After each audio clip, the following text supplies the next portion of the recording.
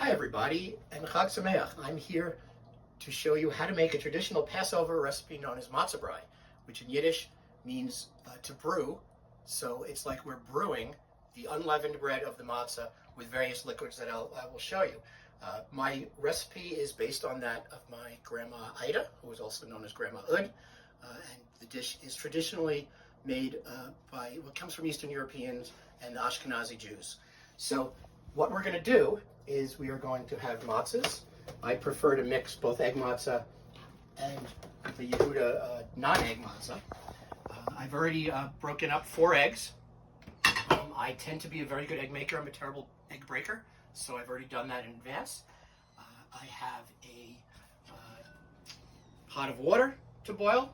I have a colander, a strainer, where it's very important, if you can, to have a bottom, and I'll show you why when we work with the matzah in the boiled water later. And I have a pan ready to go, in addition to butter and salt and pepper to taste, and you'll see we have maple syrup. It is from New York, upstate New York, so we do not have to worry about tariffs at this time. So what we're going to do is I'm going to start by beginning to boil a pot of water. It does not really matter how much it is, except it just needs to be able to cover the matzah wherever you're going to wet the matzah. I'm going to wet the matzah in this colander. So I'm going to start with matzah, and I like the more tasty, flavorful egg matzah. So I'm going to break it up into tiny bits and put it right in the colander. I like to use 4 eggs and then 4 or 5 pieces of matzah, depending on how it boils and the density of it. But you can mix it up as you see fit. That noise you heard in the other room sounded like something breaking that the cats might have been playing with, but we will avoid that for now and hope it's not serious. So, I've got the matzah here ready to go with the boiling water. I'm going to mix up the 4 eggs in any dish that you have. These dishes come from my childhood. It's kind of fun to make eggs in them because they look like scrambled eggs. A while back when I broke a pitcher, and it was almost tragic until we found one on eBay, replacement, which made everybody very happy. So once we get the eggs going, I'm actually going to, I forgot to take out, I use lactate, but we're just going to do a little touch of milk. I have, it's brand new for Passover. It's probably a little too much, but I think it'll work. One of the great things about matzo brei is that if you screw up just a little bit, you just put a little more maple syrup on it. It takes up. But in general, I think my matzo brei tends to be pretty good. So then I've got some salt. Just a little bit of salt. You can always add more later. And I've got some pepper. I don't know how to, there it is. We put some fresh ground pepper in. Again, it's to taste. You can do more, you can do less. And I am going to start heating up the butter in the frying pan. Some people believe that matzo brei means fried matzah. It does not mean fried matzah, but you will be doing some frying. I use butter. You can also use olive oil. I prefer the taste to butter and how it browns when you cook it and then flip it over. So, while we wait for the water to boil, I'm going to take care of a couple of other little things and we'll be right back. And the water has boiled, so we're going to take it with a pot holder. and we are going to pour it right into this colander. And you can see now why I like to have it with the bottom, because it can just soak right there. You can soak in it, and we definitely want, I can use this, and we definitely want to wait until it gets really soft. We don't want any crunchy parts. You don't want a crunchy matzo brei, or at least I don't. And then as the some of the water comes out, you can see it going down the drain, so we're not going to make a mess. And this is also where I can judge if I want another piece of matzah. I can sort of just get a feel for it. I'm sorry it's not exact, but this is my grandma Ud had no taste buds, so she wasn't the greatest of cooks, which is not something horrible to say about your beloved grandmother. She made good salmon croquettes. She made terrific cheese and potato blintzes, and matzo brei. That was about it. But you really have to wait until it gets extremely soft. You can test it. You can see the water even gets a little brown there. Pour it down, pour some of it out. And I'm actually going to add another bit of egg matzah, probably about 2/3. It's just random. And because the water is still hot in there, it's gonna be fine. I can even add in a little more water. I didn't use all of it, to make sure that the later addition is also going to be appropriately wet and wilty. And then once you get it to the desired consistency, like I said, do not rush it. Do not rush it. By the way, matzo brei is dated to about 1846 or so. Is the first time in writing somebody seemed to be making something that resembled matzo brei. Perhaps the use of the Yiddish word brewery, is a way to say sort of how the matzahs sort of brew in the water, and then later are going to go and brew in the egg mixture for a while. So I think this is about, consistency is what I want. Then I'm going to flip this for about 60 seconds, maybe a little less, until I see that the liquid is not draining out of the bottom anymore, and we aren't going to have too much water in the final product, which would not be good. So there we are. There's not much more water coming out. So now I'm going to dump it into the egg mixture, just as so. And I'm going to just make sure that all the matzah and all the egg comes together. This is probably, it's a little too late to add matzah at this point, because you don't want to add crispy matzah at this point. And then it's probably best, not probably, it is best to let it sit for just a little bit, just 5 minutes or so. So we're going to take another break as I do a little cleaning up, and we prepare to actually go to the stove and fry this. Okay, so as you might be able to tell, it's a little thicker than it was when we first mixed this all together. You can let it sit for longer than 5 minutes, 15 minutes. You can really do whatever you want. The beautiful thing about matzo brei is just it's eggs and matzah and hot water and some salt and pepper. You can make it as thick as you want, as loose as you want. You can make it, we're going to put it in the pan in a second. You can chop it up like scrambled eggs, or you can make it like a big frittata. I prefer the big frittata. It just looks nicer, and it's really fun to eat it that way. So I think we're all mixed up now, as it were, and in it goes to the pan.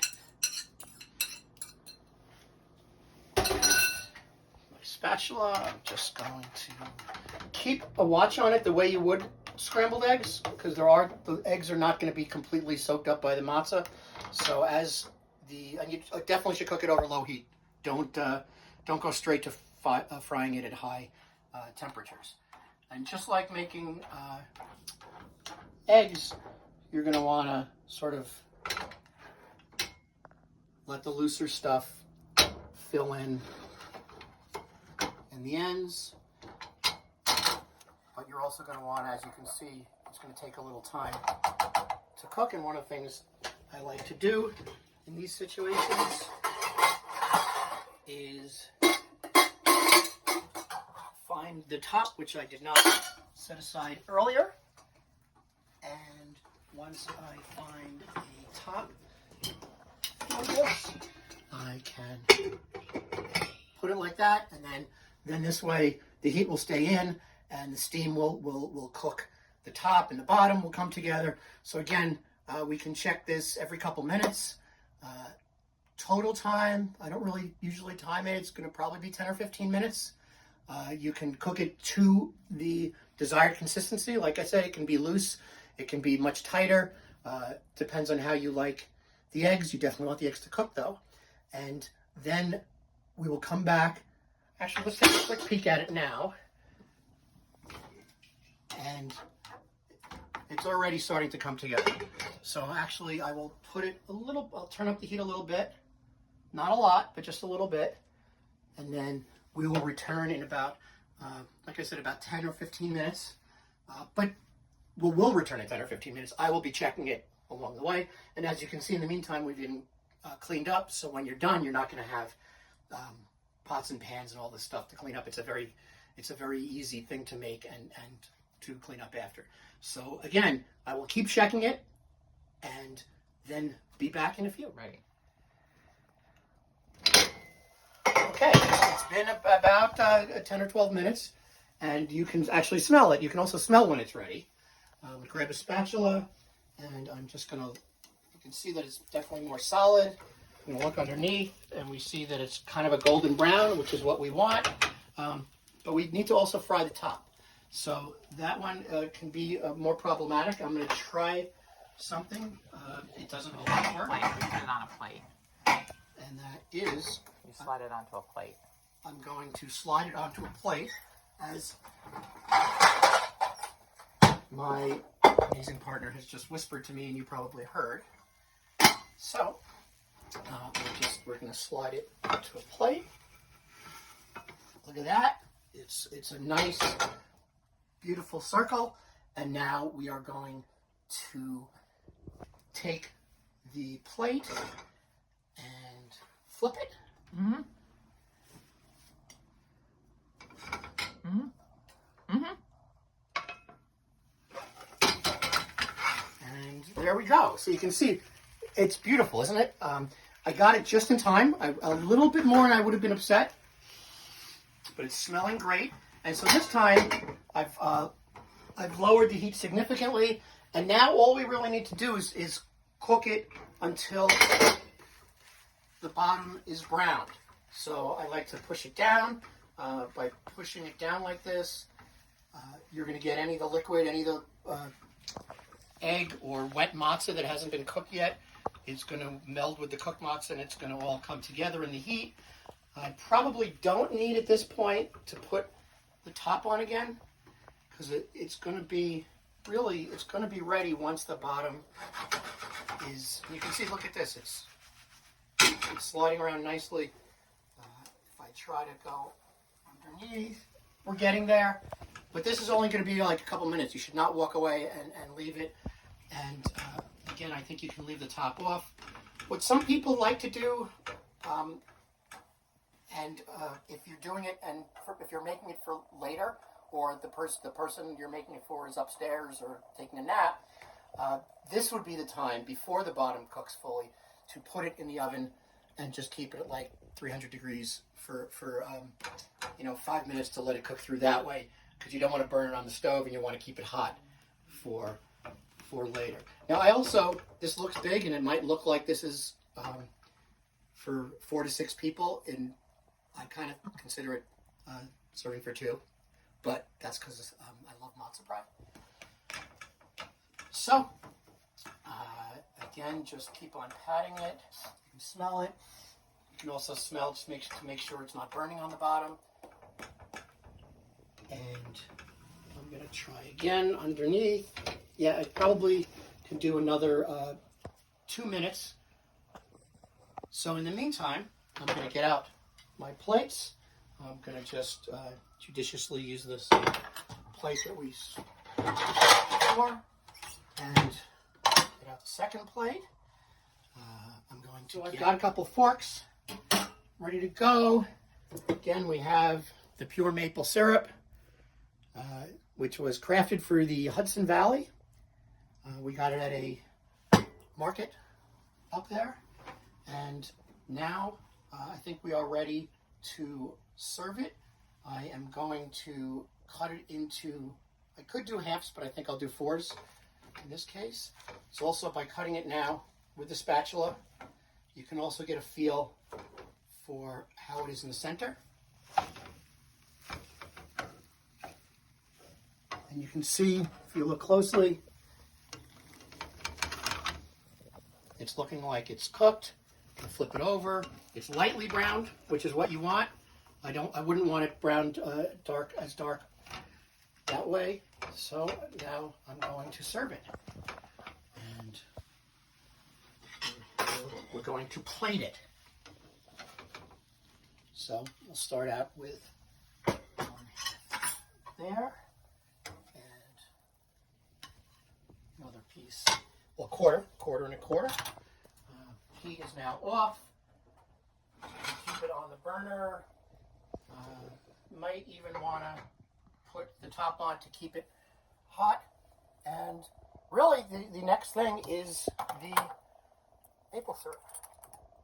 I am a maple syrup junkie, particularly on my matzo brei. So I'm going to let it come all the way around, drip over the sides. My partner likes it, but not quite as heavy. So I'm going to put a little bit on hers, but she's going to add it more later to taste. And then we're going to, actually, why don't I taste it? I think it's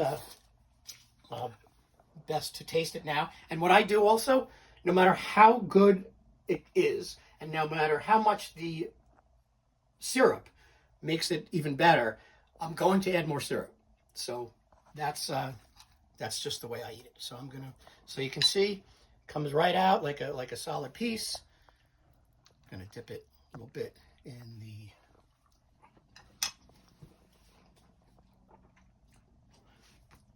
okay. I have to say, with the food coming out of my mouth, that I freaking love it. I'm extremely happy with how this came out. Already after one bite, I'm going to add a little more maple syrup. And now I'm going to go into the dining room and enjoy it. I hope you do the same. Chag Sameach, which means happy holiday, good holiday. Zisen Pesach, which is wishing you a happy Passover. And here you go with matzo brei. You know, it's as good as matzo brei is, it's a Passover specialty, and I don't make it the rest of the year. So by having it only during these 8 days, it just is that much more special. I've never ordered it in a restaurant. I've always made it myself, except when Grandma Ud made it, and I'm going in there to love it. So thank you very much. Happy Easter to those who celebrate Easter, and see you soon.